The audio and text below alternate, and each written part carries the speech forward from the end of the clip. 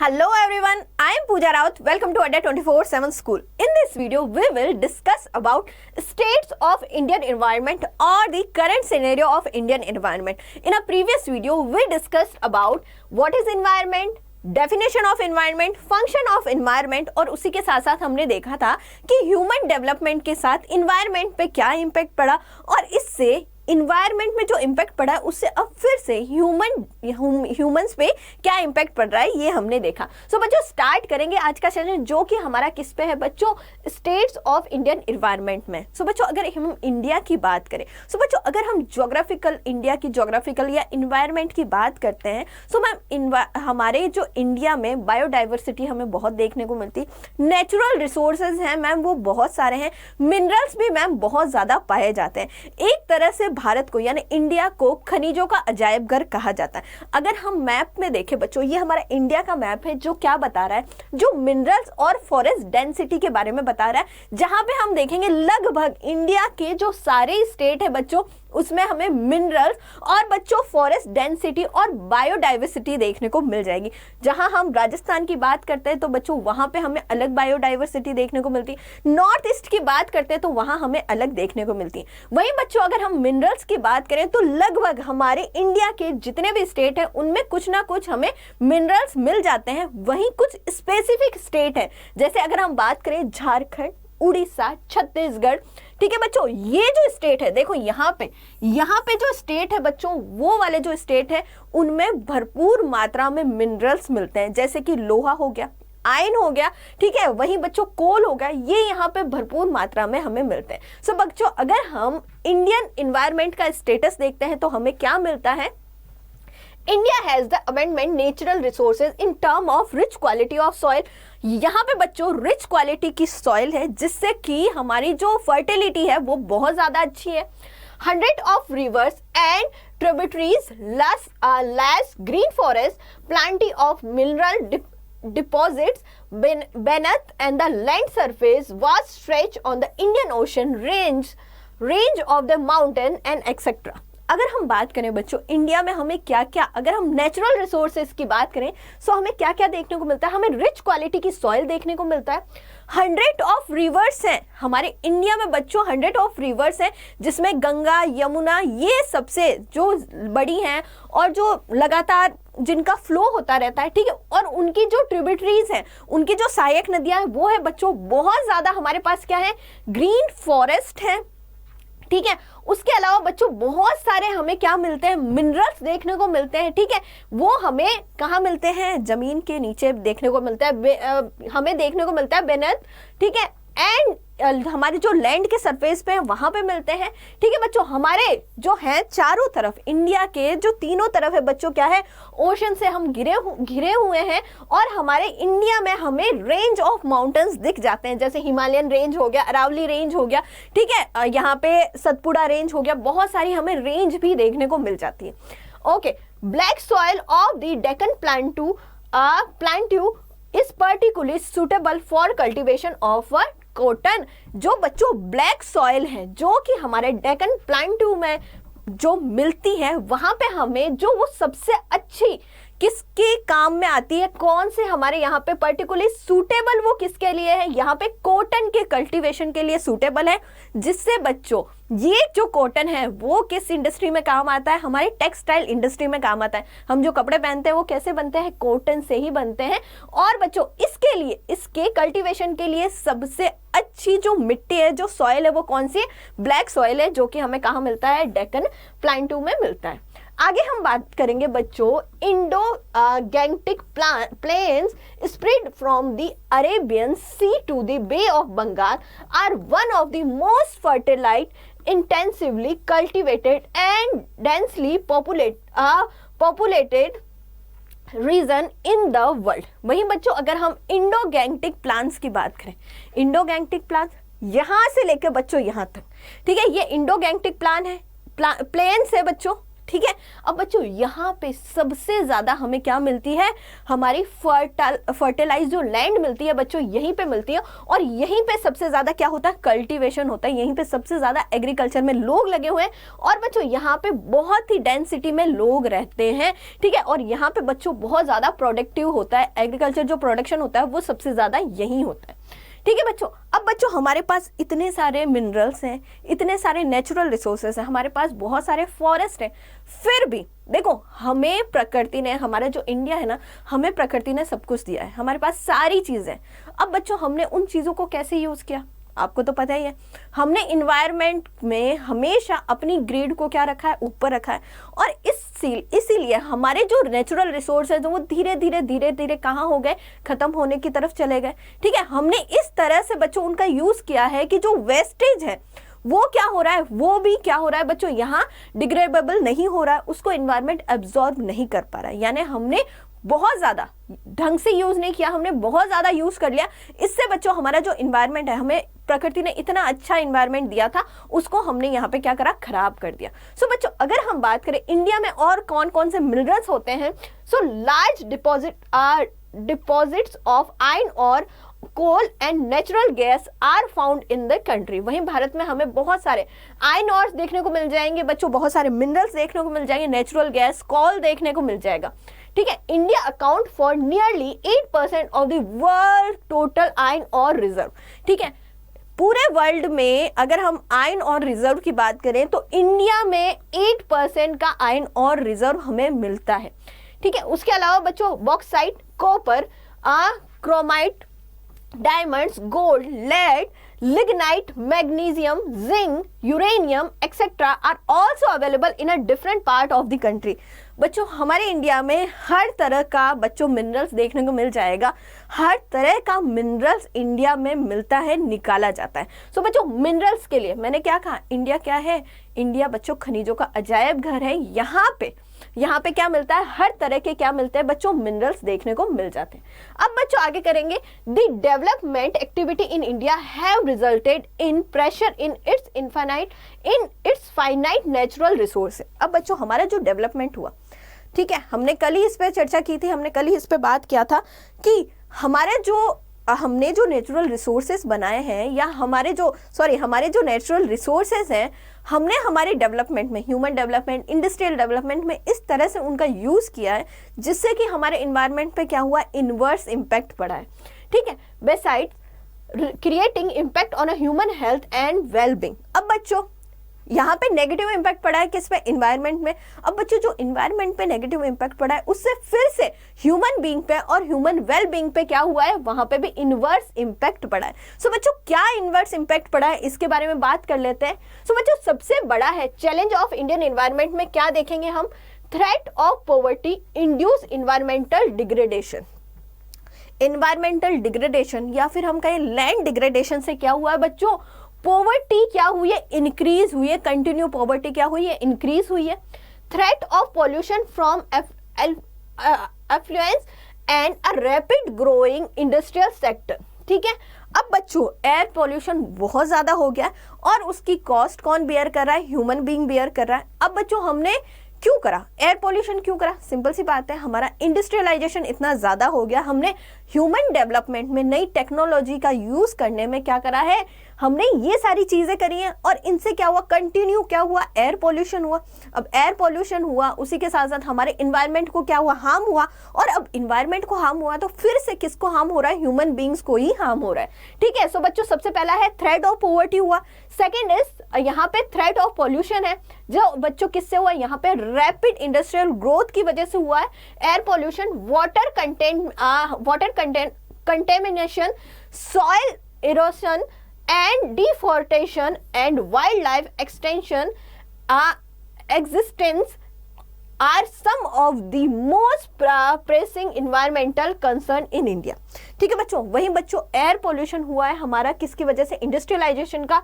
Water कंटेनमेंशन हुआ है, water कंटेनमेंशन हुआ है बच्चों, हमने हमारे जो वेस्टेज है हमारा कहाँ जाता है, इंडस्ट्रियल वेस्टेज, वो सारा वाटर में जाता है।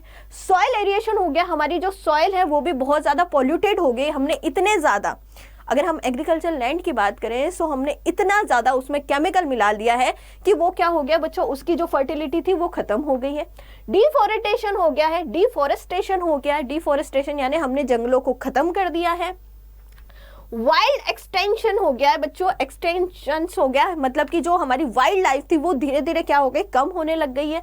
ठीक है, ये वाले जो है बच्चों इनकी वजह से क्या हुआ, हमारे इन्वायरमेंट में बहुत ज्यादा प्रेशर पड़ने लग गया है। ठीक है, ये आप देख रहे होंगे यहाँ पे इस तरह के हमने ये कंडीशन कर दी है हमारे इन्वायरमेंट के साथ। अब बच्चों आगे बढ़ते हैं, चैलेंज ऑफ इंडियन इन्वायरमेंट में हमारे इंडियन इन्वायरमेंट में कौन कौन से चैलेंजेस हैं उनके बारे में बात कर लेते हैं। सो सबसे पहला जो चैलेंज है वो था बच्चों हमारे लिए क्या, लैंड डिग्रेडेशन। हमारी जो लैंड डिग्रेडेशन है यानी हमारी जो लैंड है, जो फर्टिलाइज जो हमारी लैंड थी बच्चों वो क्या हो गई, धीरे धीरे वो क्या हो गई, डिग्रेडेशन होना शुरू हो गया, वो अब बंजर होने लग गई। ठीक है, बायोडाइवर्सिटी लॉस, हमारे इंडिया में क्या हुआ, हमने धीरे धीरे इतना ज़्यादा इन्वायरमेंट को पोल्यूटेट कर दिया कि जो बायोडाइवर्सिटी थी हमारी धीरे धीरे क्या हो गई, कम होने लगी। आपने सुना होगा ना कि बहुत सारे जो जानवर है, बहुत सारे एनिमल्स हैं वो क्या हो गए, कम होना शुरू हो गए। ठीक है, हम बच्चों टाइगर्स को उनका रिजर्व क्यों बना रहे हो, ताकि वो क्या कर सकते हैं, उससे बायोडाइवर्सिटी हमारी इंप्रूव हो। पर हमने इतना ज़्यादा, हम जो ह्यूमंस हैं अपनी ग्रीड के चक्कर में हमने इतनी ज़्यादा इन्वायरमेंट का लॉस कर दिया है कि उससे क्या हुआ, बायोडाइवर्सिटी लॉस होने लगी। Air pollution with a special reference of vehicular pollution in urban cities. Air pollution बहुत ज़्यादा हुआ। एयर पोल्यूशन किससे होता है, इंडस्ट्री से होता है, व्हीकल से होता है। ठीक है, और बच्चों यहाँ पे स्पेशल रेफरेंस में व्हीकुलर जो पोल्यूशन है उनके बारे में बताएं, क्योंकि अर्बन सिटीज़ में जर्नली बच्चों क्या होता है, जर्नली जो पोल्यूशन होता है वो किससे होता है, व्हीकल से ही होता है। अगला है बच्चों मैनेजमेंट ऑफ फ्रेश वाटर। ठीक है, अब जो फ्रेश वाटर है उसका मैनेजमेंट हमने सही तरीके से नहीं किया, सो वो भी क्या हो गया, इसीलिए हमारे लिए क्या है वो चैलेंज है, सॉइल वेस्ट मैनेजमेंट। ठीक है, अब हमारा जो सॉइल वेस्ट मैनेजमेंट है उसको हमने सही तरह से यहाँ पे मैनेज नहीं किया कि हमारा जो सॉइल वेस्ट है उसको हम कैसे मैनेज करें, उसको कैसे डिकम्पोज करें, इसके लिए हमारे पास कोई आइडिया नहीं था। और इसी की वजह से हमारा जो इन्वायरमेंट है वो क्या हो रहा है, अब धीरे धीरे और भी ज़्यादा खराब हो रहा है, उसको और ज़्यादा हार्म हो रहा है। ठीक है बच्चों, अगर हम लैंड डिग्रेडेशन की बात करें, लैंड डिग्रेडेशन में हम देखेंगे बच्चों क्या है land degradation. Land in India suffer from the varying degrees and type of degradation stemming mainly from unstable use and inappropriate management practices। अब बच्चों हमारा जो लैंड डिग्रेडेशन है इंडिया में वो किसकी वजह से हुआ है बच्चों, यहाँ पे जो डिग्रीज में चेंजेस हो रहा है, जो गर्मी में उसमें चेंजेस हो रहा है उसकी वजह से। एंड बच्चों यहाँ पे टाइप ऑफ लैंड डिग्रेडेशन देखने को मिलता है। क्यों देखने को मिलता है, क्योंकि मैम यहाँ पे हमने जो लैंड का यूज किया वो अनस्टेबल यूज किया, यानी जो सही तरीके से यूज करना चाहिए था वैसे नहीं किया। ठीक है, इनएप्रोप्रिएट मैनेजमेंट प्रैक्टिसेस की है हमारे लैंड पे, इसीलिए बच्चों वो धीरे धीरे क्या होगी, यहाँ पे लैंड डिग्रेडेशन होना शुरू हो गया। अब बच्चों फैक्टर रिस्पॉन्सिबल कौन से हैं लैंड डिग्रेडेशन के, उसके बारे में बात कर लेते हैं। So main factor responsible for land degradation are, first is loss of vegetation occurring due to deforestation. हमने बच्चों डिफॉरेस्टेशन करना शुरू कर दिया। डिफॉरेस्टेशन यानी यहाँ पे हमारे जो जंगल थे, हमारे जो फॉरेस्ट थे, हमने हमारी नीड के लिए उन जंगलों को खत्म करना शुरू कर दिया। अब बच्चों जब जंगल खत्म होना शुरू होंगे, जो हमारे जो एनिमल्स हैं जो जंगल में रहते हैं वो कहाँ जाएंगे, वो भी धीरे धीरे खत्म होना शुरू हुए। ठीक है, सो मैम यहाँ से हमने क्या करे, बहुत सारी हमारी जो वेजिटेशंस थी, बहुत सारी जो हमें जड़ी बूटियां मिल सकती थी वो भी धीरे धीरे क्या हुई, खत्म होना शुरू हो गई। Unsuitable fuel wood and fodder extraction. ठीक है बच्चों, उसके अलावा जो हमारे अनसूटेबल फ्यूल वुड्स हैं, ठीक है, जो हमारी इकोनॉमिक्स जो हमारे इन्वायरमेंट के लिए सही नहीं है, उनका हमने क्या करा, उनका यूज करना उसको यूज करना चालू ही रखा। ठीक है, शिफ्टिंग कल्टीवेशन। ठीक है, अब शिफ्टिंग कल्टीवेशन मतलब एक जगह कहीं कल्टीवेशन हो रहा है, सो उसको छोड़ के हम कहीं और जगह जा रहे हैं उसको कल्टीवेट करने के लिए। अब क्या होगा, हम जंगल काटेंगे। ठीक है, माना कि भाई ये जो एरिया है हम यहाँ पे कल्टीवेशन कर रहे थे, एग्रीकल्चर कर रहे थे। ठीक है, अब बच्चों यहाँ पे क्या हुआ, लैंड डिग्रेडेशन होना शुरू हो गया, धीरे धीरे इसकी जो फर्टिलिटी थी वो खत्म होना शुरू हो गई। अब बच्चों हमने क्या करा, हम दूसरी जगह चले गए। दूसरी जगह चले गए, यानी हमारे जो दूसरा जो कोई फॉरेस्ट होगा उसको हमने काटा और वहां पे हम क्या करने लग गए, हम वहां पे कल्टीवेशन करने लगे। सो इससे क्या हुआ, इससे भी डिफॉरेस्टेशन होना शुरू हुआ और बच्चों इससे क्या हुआ, इससे हमारे जो फॉरेस्ट है वो कम होना शुरू हो गए। ठीक है, यहाँ पे शिफ्टिंग कल्टीवेशन हुआ, इनक्रॉचमेंट इनटू फॉरेस्ट लैंड। ठीक है बच्चों, अब जो बच्चों हमारी जो फॉरेस्ट लैंड थी उसको हमने क्या करा, यहाँ पे धीरे धीरे उसको यूज करना शुरू किया और यहाँ पे बच्चों फॉरेस्ट को कम करना शुरू कर दिया। आगे हम देखेंगे forest fire and over grazing. ठीक है, यानी हम उस लैंड को यूज करने के लिए, फॉरेस्ट लैंड को यूज करने के लिए क्या होने लग गया था, जो फॉरेस्ट फायर थी वो बहुत ज्यादा होने लग गई थी और हमने कोई प्रयास नहीं किया उसको बचाने का। ठीक है, non adoption of adequate soil conservation measure. ठीक है बच्चों, जो सॉइल कंजर्वेशन है बच्चों, सॉइल कंजर्वेशन है यानी कि जो मिट्टी की जो गुणवत्ता है उसको सुधारने के लिए हमने क्या करा, यहाँ पे बहुत ज्यादा, ठीक है, यहाँ पे बहुत ज्यादा केमिकल्स का यूज किया हमने, फर्टिलिटी बढ़ाने के लिए बहुत ज्यादा केमिकल्स का यूज किया। अब उन केमिकल्स के यूज करने से बच्चों फर्टिलिटी तो इंप्रूव हुई नहीं, बल्कि जो हमारे लैंड की हमारा जो लैंड थी बच्चों वो डिग्रेडेशन होना शुरू हो गई। ठीक है, non adoption of the adequate soil conservation measure, यानी जो हमें अडॉप्ट करना चाहिए था बच्चों सॉइल कंजर्वेशन मेजर को, वो हमने अडॉप्ट नहीं किया। इससे क्या हुआ, लैंड डिग्रेडेशन होना शुरू हो गया। Improper crop rotation. ठीक है, इनप्रॉपर क्रॉप रोटेशन यानी एक क्रॉप के बाद बच्चों क्या होता है, दूसरी क्रॉप का रोटेशन होता है। अब बच्चों जैसे कि अभी जो है क्या चल रहा है, विंटर चल रहा है। अब विंटर में हम क्या लगाते हैं, हम विंटर में ऐसी जो हमारी क्रॉप है जो विंटर्स में उगती है वो लगाते हैं। देन दूसरा जो सीजन आता है उसमें हम क्रॉप लगाते हैं।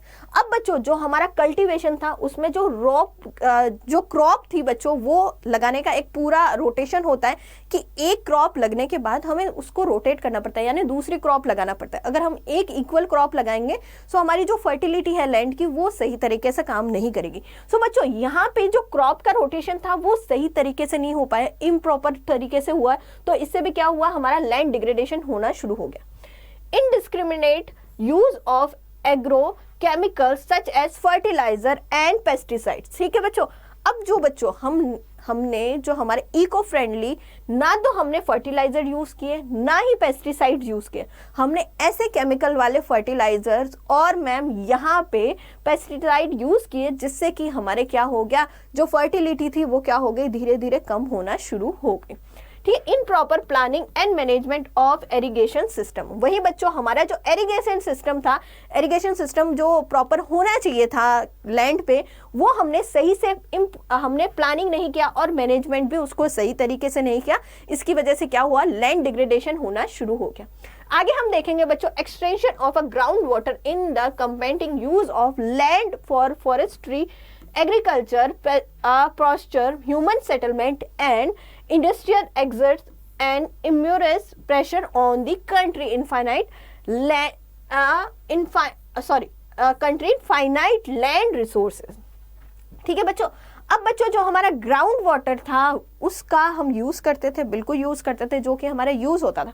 अब बच्चों जो ये ग्राउंड वाटर है वो हमारा पोल्यूटेड हुआ, किसकी वजह से, यहाँ पे बच्चों हमारा जो एग्रीकल्चर वेस्टेज था उसकी वजह से यहाँ पे ये हमारा जो वाटर जो रिसोर्सेज थे वो पोल्यूटेड होना शुरू हो गए।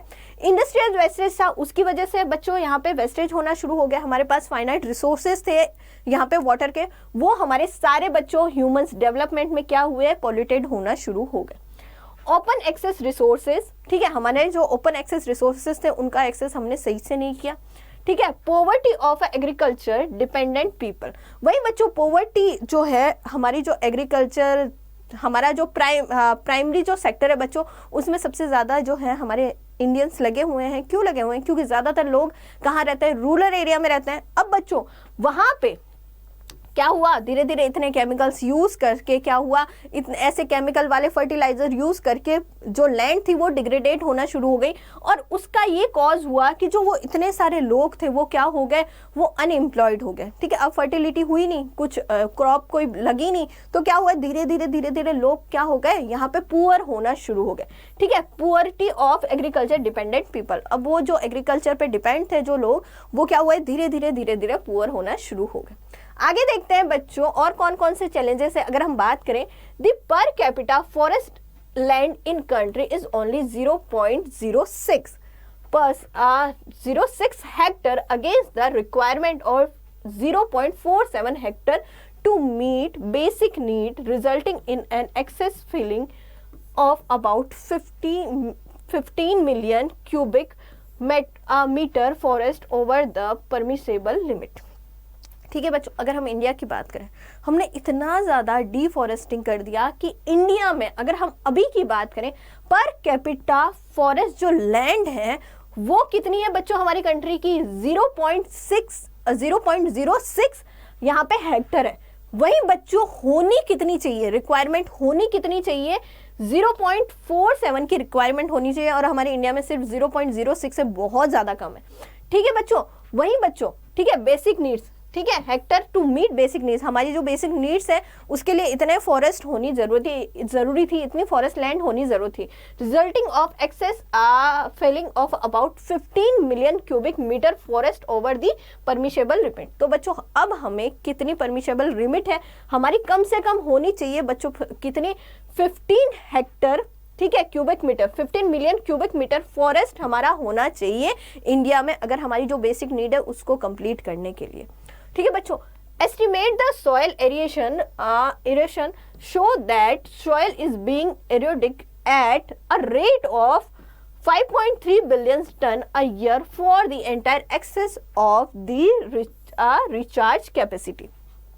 वही बच्चों जो सॉइल एरिएशन हुआ है, अब बच्चों उस सॉइल एरिएशन पहले जब हम बात करें, soil is being eroded at a rate of 5.3 billion ton a year for the entire excess of the recharge capacity।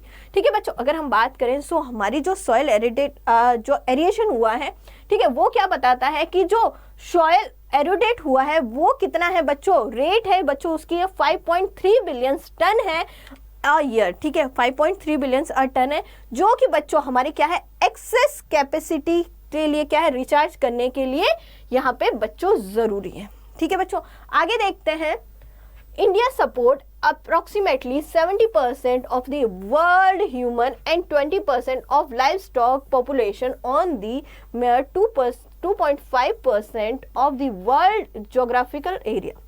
ठीक है मैम, अगर यहाँ पे बात करें, इंडिया जो है बच्चों सपोर्ट करता है कितना, 70% का वर्ल्ड ह्यूमन में। ठीक है, 70% जो वर्ल्ड ह्यूमन है वो कहाँ है, इंडिया में अप्रोक्सीमेटली। ठीक है, अप्रोक्सीमेटली यानी लगभग 20% ऑफ लाइफ स्टॉक पॉपुलेशन, 20% पूरे वर्ल्ड की 20% लाइफ पॉपुलेशन कहाँ है, सॉरी लाइफ स्टॉक पॉपुलेशन, यानी कि जो लाइफ स्टॉक होते हैं हमारे, जो कि हमने कहाँ पढ़े हैं बच्चों, हमने जो रूरल डेवलपमेंट में पढ़े थे लाइफ स्टॉक, उतनी कितनी पॉपुलेशन है हमारे इंडिया में, यहाँ पे बच्चों 20% है, on mayor 2.5% of the world geographical area. वहीं बच्चों इंडिया का जो जोग्राफिकल एरिया पूरे वर्ल्ड में कितना है, 2.5% है। The highest density of population and a livestock and country as a result of which the country lost 0.8 million ton of nitrogen, 1.8 million ton of phosphorus and 26.3 million ton of potassium every year। वही बच्चों हमारे India में क्या है, हमारे India में सबसे ज्यादा हाई डेंसिटी है। ठीक है, हाई डेंसिटी ऑफ पॉपुलेशन है। ठीक है, वही लाइफ स्टॉक एंड कंट्री, ठीक है, हमारी हाई डेंसिटी किसमें, पॉपुलेशन में, लाइफ स्टॉक में है। ठीक है बच्चों, वहीं अगर हम बात करें इसका रिजल्ट हमें क्या देखने को मिलता है, जिससे कि हम क्या करते हैं बच्चों, यहाँ पे 0.8 मिलियन टन का यहाँ पे क्या होता है, कंट्री को यहाँ पे लॉस होता है, कितना, यहाँ पे नाइट्रोजन का लॉस होता है, 1.8 मिलियन टन फास्फोरस का हम लॉस करते हैं, वही 26.3% टन का, सॉरी मिलियन का हम क्या करते हैं, पोटेशियम का यूज करते हैं या लॉस करते हैं एवरी ईयर। आगे हम देखेंगे बच्चों, According to the government of India, the quality of the nutrient lost due to aeration and each year range from 5.8 to 8.4 million tonne. ठीक है बच्चों, वहीं गवर्नमेंट ऑफ इंडिया के अकॉर्डिंग हमारा जो बच्चों यहाँ पे क्वालिटी ऑफ न्यूट्रिएंट्स है बच्चों, उसका हम लॉस कर रहे हैं। कितना लॉस कर रहे हैं एवरी ईयर? सो 8.52, इसकी जो रेंज है बच्चों 8.5 to 8.4 million tonne every year का हमारा क्या हो रहा है? लॉस हो रहा है। Air pollution is widespread in urban area where vehicle are the major contributors, a high concentration of industries and thermal power plant। वहीं बच्चों अगर हम एयर पोल्यूशन की बात करें, ये हमारे करंट सिनेरियो है, इंडिया के सामने जो चैलेंजेस या करंट सिनेरियो वो कुछ इस तरह से है कि एयर पोल्यूशन जो है बच्चों वो अर्बन एरिया में बहुत ज़्यादा हमें मिलता है। कोई भी बड़ी बड़ी जो मेट्रो सिटीज़ है, अर्बन एरिया, वहाँ बच्चों आपको एयर पोल्यूशन देखने को मिलेगा। किसकी वजह से? ज़्यादातर जो होता है बच्चों वो व्हीकल्स की वजह से होता है। ठीक है, व्हीकल्स की वजह से सबसे ज़्यादा एयर पोल्यूशन होता है। ठीक है, मेजर कॉन्ट्रीब्यूशन व्हीकल्स का होता है। ठीक है, अब बच्चों उसके अलावा इंडस्ट्रीज जो होती हैं, जो बड़ी सिटीज़ में लगी होती है इंडस्ट्रीज, और जो थर्मल पावर प्लांट होता है, इससे बच्चों जो रिलीज होता है पॉल्यूशन, उससे ज़्यादातर क्या होता है? हमारा एयर पॉल्यूशन होता है। Vehicular emission have a maximum impact on the general population. ठीक है बच्चों, अब बच्चों वो जो वेहिकुलर यहाँ पे इमिशन होता है, यानी कि जो व्हीकल्स हैं उसका जो धुआं होता है बच्चों, उसका इम्पैक्ट किस पे पड़ता है? हम पे पड़ता है। एयर पोल्यूशन होगा तो किस पे पड़ेगा?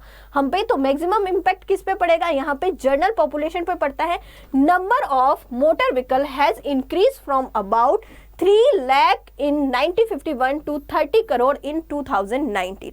वहीं अगर बात करें हम बच्चों किसकी? नंबर ऑफ मोटर व्हीकल्स की। सो अगर हम देखें बच्चों इंक्रीज कितना हुआ है?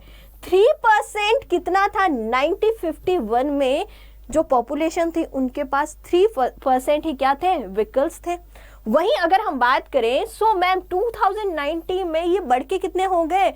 पॉपुलेशन के पास कितने व्हीकल्स हो गए? 30 करोड़। अब बच्चों पॉपुलेशन इतना बढ़ेगा सो पॉपुलेशन का जो व्हीकल्स है वो भी बढ़ेगा। ठीक है, सॉरी, पॉपुलेशन बढ़ेगी तो व्हीकल्स की डिमांड भी बढ़ेगी। अब व्हीकल्स का यूज होगा सो मैम यहाँ पे क्या होगा? उनका जो धुआं रिलीज होगा मैम कहाँ जाएगा? इन्वायरमेंट में जाएगा, एयर पोल्यूशन होगा, और उसका इम्पैक्ट किस पे पड़ेगा? हम पे पड़ेगा। ठीक है, अब बच्चों देखते हैं in 2016 personal transport vehicles, two wheeled vehicles and a car only constitute about 85% of the total number of registered vehicles, thus contributing significantly to total air pollution load। वहीं बच्चों अगर हम बात करें 2016 का जो डेटा है वो क्या कहता है? वो कहता है जो पर्सनल ट्रांसपोर्ट व्हीकल्स है जिसमें 2 व्हीलर और 4 व्हीलर, ठीक है, जिसमें क्या है 2 व्हीलर और मैम कार है, वो क्या करते हैं बच्चों? यहाँ पे कितना परसेंट यहाँ पे पॉल्यूशन करते हैं? अराउंड 85% उनका कंट्रीब्यूशन है बच्चों total number of registered vehicle. ठीक है, total number of registered vehicle में यहाँ पे सबसे ज्यादा कौन से व्हीकल है? 2 व्हीलर और यहाँ पे कार है। ठीक है मैम, यहाँ पे, और इनका जो कंट्रीब्यूशन है बच्चों एयर पोल्यूशन में वो सबसे ज्यादा है। ठीक है, सबसे ज्यादा जो व्हीकल्स होंगे उनका कंट्रीब्यूशन भी क्या होगा? सबसे ज्यादा होगा। 10 most industrialised nation of the world, but India क्या है बच्चों? इंडिया जो है 10 मोस्ट इंडस्ट्रियल नेशन है, जो हमारा डेवलपिंग नेशन है बच्चों, उसमें बच्चों हमारा इंडिया जो 10 मोस्ट इंडस्ट्रियल नेशन है। बट अगर हम बात करें, but the status has brought with its unwanted and unanticipated consequences such as unplanned urbanization, pollution and the risk of accident। वहीं बच्चों जब हमारा इंडिया जो है जो 10 मोस्ट इंडस्ट्रियल नेशन में है, पर अगर हम बात करें हमारे इंडिया में जो मैनेजमेंट है वो सही तरीके से नहीं है। ठीक है, अनवांटेड, ठीक है, ये क्या करता है? अनवांटेड एंड अनएंटिसिपेटेड क्या करता है? Consequences such as unplanned urbanisation. हमारा जो अर्बनाइजेशन है वो अनप्लान्ड है। पॉल्यूशन बहुत ज़्यादा है इंडिया में। वहीं बच्चों जो रिस्क ऑफ एक्सीडेंट है वो भी क्या है? बहुत ज़्यादा है। और इसी की वजह से ये जो कंडीशन है वो इंडिया में देखने को मिलती है। ठीक है बच्चों, अब बच्चों यहाँ पे इन सब चैलेंजेस या एयर पोल्यूशन को कम करने के लिए गवर्नमेंट ने क्या करा है? The CPCB, Central Pollution Control Board, has identified 17 categories of industries, large and medium scale, as significantly polluting. ठीक है बच्चों, अब बच्चों जो सेंट्रल पॉल्यूशन कंट्रोल बोर्ड है वो क्या करता है, आइडेंटिफाई करता है, ठीक है, 17 countries of industry, 17 categories of industry को आइडेंटिफाई करता है जो लार्ज मीडियम स्केल की हो सकती है, और बच्चों वो क्या करती है, कौन सी पॉल्यूशन ज्यादा करती है, उन इंडस्ट्री को आइडेंटिफाई करता है. The various measures adopted by the Ministry of Environment and the Central and State Pollution Control Board. ठीक है बच्चों, उसके बाद में जो हमारे मिनिस्ट्री ऑफ इन्वायरमेंट है और सेंट्रल और स्टेट कंट्रोल बोर्ड है वो क्या करते हैं, मेजरमेंट लेते हैं, यानी वेरियस मेजर रखते हैं पॉल्यूशन कंट्रोल के लिए, ताकि इंडिया में क्या हो, पॉल्यूशन कंट्रोल हो सके. पर बच्चों इतनी सारी कोशिशें करने के बाद में इंडिया का जो पॉल्यूशन है वो कंटिन्यूसली बढ़ रहा है, क्योंकि मैम क्या हो रहा है, पॉपुलेशन बढ़ रही है, पॉपुलेशन बढ़ रही है तो एनर्जी के जो सोर्सेज हैं, यानी कि जो पेट्रोल डीजल है उनकी डिमांड भी बढ़ रही है. अब बच्चों पेट्रोल डीजल जो है वो व्हीकल्स में यूज होता है, जनरली व्हीकल्स में यूज होता है, सो मैम उनका जो रिलीज हो, जो धुआं जो रिलीज होगा वो कहाँ जाएगा, इन्वायरमेंट में जाएगा, और इससे कंटिन्यूसली पॉल्यूशन क्या हो रहा है, इंक्रीज हो रहा है. सो बच्चों अब थोड़ी बात कर लेते हैं सेंट्रल पॉल्यूशन कंट्रोल बोर्ड की. तो सेंट्रल पॉल्यूशन कंट्रोल बोर्ड क्या है, in order to address 2 major environmental concern in India, water and air pollution, the government set up a central pollution control board. ठीक है बच्चों, जो हमारे इंडिया में जो सबसे बड़ा जो पॉल्यूशन है कौन कौन से हैं, एयर पोल्यूशन और मैम वाटर पोल्यूशन. अब बच्चों एयर पोल्यूशन और वाटर पोल्यूशन को कम करने के लिए गवर्नमेंट ने क्या बनाया, सेंट्रल पॉल्यूशन कंट्रोल बोर्ड बनाया 1974 में. This was followed by state establishing their own state level board to address all the environmental concern. ठीक है बच्चों, और ये सब स्टेट में लगा दिया गया कि सारे स्टेट में ये होना चाहिए, जिससे कि पता चले कौन से स्टेट में कितना पॉल्यूशन हो रहा है. ठीक है बच्चों, उसके बाद में they investigate, collect and disseminated information relating to water and land pollution, lay down a standard of sewage, trade, effluent and emission. अब बच्चों ये क्या करता है, ये जो हमारा CPCB है ये क्या करता है, जिस भी स्टेट में है उस स्टेट में क्या करता है, इंफॉर्मेशन कलेक्ट करता है, किसकी, वाटर पॉल्यूशन की, एयर पॉल्यूशन की, लैंड पॉल्यूशन की. ठीक है, कितना इमिशन हो रहा है, किससे कितना पॉल्यूशन हो रहा है, इसके बारे में इंफॉर्मेशन लेता है. These board provide a technical assistant to government in promoting cleanliness of streams and well by prevention, control and abatement of water pollution and improve the quality of air and prevent, control, abate air pollution in the country. ये क्या करता है बच्चों, CPCB ये सबसे पहले information collect करता है कि कौन से स्टेट में कौन सा पोल्यूशन ज़्यादा है, वाटर पोल्यूशन ज़्यादा है, एयर पोल्यूशन ज़्यादा है या लैंड पोल्यूशन है. उसके बाद में ये क्या करता है, ये जो गवर्नमेंट है उसको क्या करता है, इनको यानी इनकी जो क्वालिटी है यानी पॉल्यूशन को कम करने के लिए ये क्या करता है, इनको सॉल्यूशन बताता है कि ये करेंगे सो वाटर पॉल्यूशन कम हो जाएगा, ये करेंगे तो एयर पॉल्यूशन क्या होगा बच्चों, कम हो जाएगा. These board also carry out a sponsor investigation and research related to problem of water and air pollution and their prevention, control and abatement. ठीक है बच्चों, अब ये क्या करता है, जो बच्चों ये स्पॉन्सर करता है, इन्वेस्टिगेट करता है, रिसर्च करता है कि क्या करने से बच्चों air pollution, water pollution, land pollution क्या हो सके, वो कंट्रोल हो सके. They organize through mass media and comprehensive mass awareness program for the same. Thus PCB prepare manual code and guideline related to treatment and disposal of sewage and trade effluent. ठीक है बच्चों, अब बच्चों ये क्या करते हैं, ये सीधी सी बात है, ये मास मीडिया का यूज़ करते हैं, लोगों में अवेयरनेस करने की कोशिश करते हैं कि अगर आप ऐसा करोगे तो पॉल्यूशन होगा, तो इस पॉल्यूशन को कम करने की यहाँ पे कोशिशें होती हैं. ठीक है बच्चों, they assess their air quality through regulation of industries. In fact, state board through their district level official periodically inspect every industry under their jurisdictions to assess the inadequate and treatment measure provide the to treat influent and gaseous emission. ठीक है बच्चों, अब बच्चों ये state board क्या करते हैं, जो स्टेट पोल्यूशन कंट्रोल बोर्ड होते हैं वो क्या करते हैं, इनके अंडर में जो भी इंडस्ट्रीज आती है, जिस एरिया के अंडर में जो भी इंडस्ट्रीज आती है वो उनका इंस्पेक्शन करती रहती है और वहाँ देखती है, चेक करती है कि कौन सी इंडस्ट्री ज़्यादा पोल्यूशन कर रही है, यानी एयर पोल्यूशन कौन सी इंडस्ट्री से ज़्यादा हो रहा है, किसका ज़्यादा इमिशन हो रहा है। ठीक है बच्चों, वेस्टेज का इमिशन किसका ज़्यादा हो रहा है, इनके बारे में क्या करती है, इन्फॉर्मेशन लेती है। It also provide background air quality data needed for industrial sitting and a town planning. ये क्या करती है, ये प्रोवाइड करती है बैकग्राउंड एयर क्वालिटी डेटा, अगर जो इंडस्ट्रीज है उनको चाहिए, सो ये background air quality data provide करती है, जिससे कि इंडस्ट्री क्या कर सके, जो इमिशन है, जो वेस्टेज है, उसको प्रॉपर तरीके से यहाँ पे कर सके। The pollution control board collect and disseminate technical and statistical data release relating of water pollution। ठीक है बच्चों, अब जो है क्या करता है, ये सेंट्रल हमारा जो पॉल्यूशन कंट्रोल बोर्ड है वो क्या करता है, कलेक्ट करता है इंफॉर्मेशन और क्या करता है, डिसमेंटेड करता है टेक्निकल एंड जो स्टैटिस्टिकल डेटा है वो रिलीज करता है। ठीक है, वाटर पॉल्यूशन से रिलेटेड जो डेटा है वो देता है। They monitor and quality of water in 125 rivers. ठीक है, यहाँ पे बच्चों अगर हम बात करें तो 125 रिवर का जो डेटा है, जो क्वालिटी है, वो कौन चेक करता है, यहाँ पे सेंट्रल पॉल्यूशन कंट्रोल बोर्ड करता है, including the tributaries, well, lakes और क्रीक्स, पॉन्ड्स और टैंक्स, ड्रेन्स एंड कैनल्स। इन सब में क्या करता है, इनकी वाटर क्वालिटी को चेक करता है।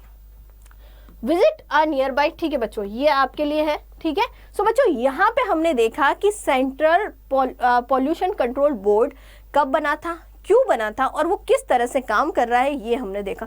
पर बच्चों इतने सारे एफर्ट्स करने के बाद भी इंडिया का जो पॉल्यूशन है वो कम नहीं हो रहा है। ठीक है बच्चों, सो आज के सेशन में हमने देखा बच्चों स्टेटस ऑफ इंडियन एनवायरनमेंट क्या है, या फिर स्टेट्स ऑफ इंडियन एनवायरनमेंट क्या है, जिसमें हमने देखा कि किस तरह से हमारे जो इन्वायरमेंट है जिसको हमने हार्म पहुंचा है, अब बच्चों वही हार्म किसको हो रहा है, हमें ह्यूमन बींग्स को फिर से हो रहा है।